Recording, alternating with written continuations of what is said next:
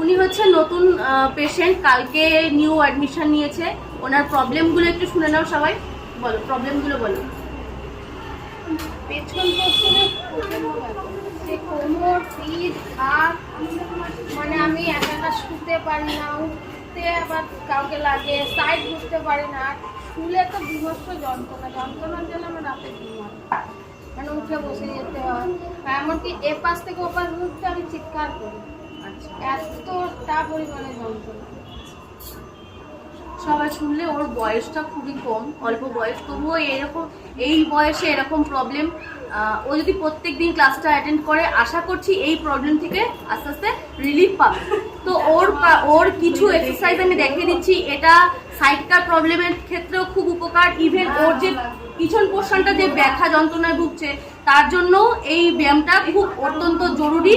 আর অনেকেই কোমর ব্যথায় কষ্ট পাও, তো সেই কোমর ব্যথার জন্য কিছু এক্সারসাইজ আমি দেখিয়ে দিচ্ছি, সেগুলো বাড়িতে সবাই প্র্যাকটিস করবে। তো চলো শুয়ে পড়ো।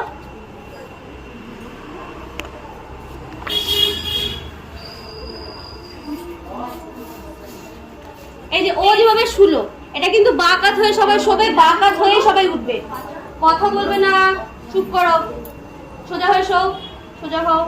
হও, দেখেছো কতটা কন্ডিশন খারাপ ওর, সোজা হতে ওর কষ্ট হচ্ছে। কিন্তু পা ভাঁজ করো এবার, একটা পায়ের উপর একটা পা তোলো, হাঁটু থেকে বাইরে বের করো, বের করছো, এই পাটা একটু বাইরে বের করো, করলে এবার ওই হাতটা এখান দিয়ে দাও, আর এই ডান হাতটা এখান দিয়ে ধরো, ধরো পা ধরো, ধরো। আমি প্রেসার দেব, 10 গুনবো, নিঃশ্বাসটাকে হোল্ড করবে। ওকে, চলো। বডি একদম রিল্যাক্স করো, বডি রিল্যাক্স, রিল্যাক্স, রিল্যাক্স।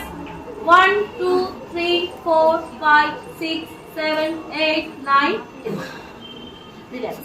পা ছড়িয়ে দাও, ছড়িয়ে দাও, ছড়িয়ে দাও। সেম প্রসেস, আবার পা ভাঁজ করো, এই পা, এই পা, এবার এই পা। আমি একবার করে দেখাচ্ছি, এটা বাড়িতে বারবার প্র্যাকটিস করবে, ঠিক আছে? ধরে নাও। চলো, আবার প্রেসার দেবো, নিঃশ্বাসটাকে হোল্ড করবে। 1 2 3 4 5 6 7 8 9 10। পা ছড়িয়ে দাও, এবার ডান পা ভাঁজ করো, ডান পা ভাঁজ করো, ভাঁজ করো, কাছে নাও। এটাকে সোজাভাবে টানবে না, আমি বলে দিই, এটাকে সোজাভাবে টানবে না। এটা কিভাবে টানবে? এইভাবে ট্যাচড়া ভাবে টানবে, দেখবে এই পোর্শনটা পুরো টান করছে, ঠিক আছে? তো আমি যখন প্রেসার দেবো, শ্বাসটাকে হোল্ড করবে। চলো স্টার্ট।